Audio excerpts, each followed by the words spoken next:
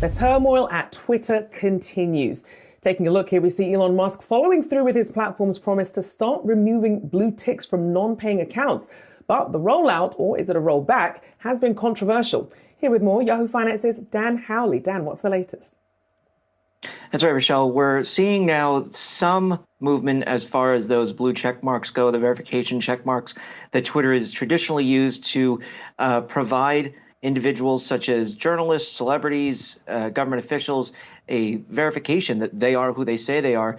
We're starting to see some movement as to those finally coming down. Elon Musk had said that in order for people to have those on Twitter, they would have to pay the fee. I believe it's $7 a month to be able to have that. $8 a month. And so they're going to have to sign up for Twitter Blue to get that verification badge, and eventually everyone's will start falling off.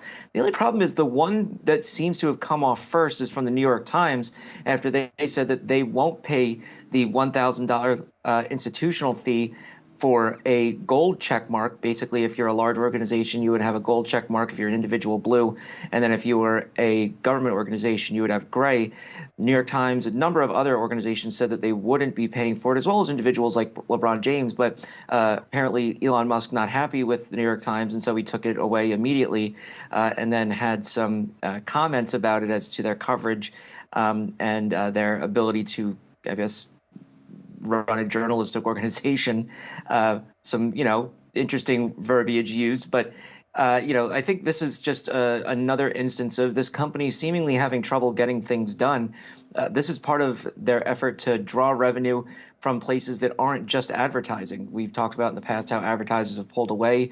Twitter's having a problem getting them back. The advertising industry in general wasn't doing very well. We'll find out in the coming quarter if it's starting to rebound or not. But, this is something that, look, if they're going to try to raise money, I don't know how $1,000 here and there from some organizations, $8 here and there from some users is going to really supplant the enormous tens of millions of dollars they were drawing as far as advertising revenue. So, it is interesting just to see, though, that this process, which was supposed to be basically, everyone kept saying, okay, April 1st, you're going to lose your check mark. And now, it's April 3rd, and I still have a check mark myself. I'm sure you guys do as well. Indeed, and it's interesting that this obviously did seem to be something of a personal attack against the New York Times. And as you mentioned, not all of the New York Times, I believe it's just their main account. I believe their business news account does still have that verified check mark. But does this really set a tone for sort of picking and choosing if this hasn't been rolled out across the platform? Yeah, and I mean, it's interesting because when he was coming on, he was saying that there was going to be essentially a fair leader. And it seems as though, yeah, he's picking and choosing here. He's also run polls saying, should he be the CEO? Should he not? Should he let people on? Should he not?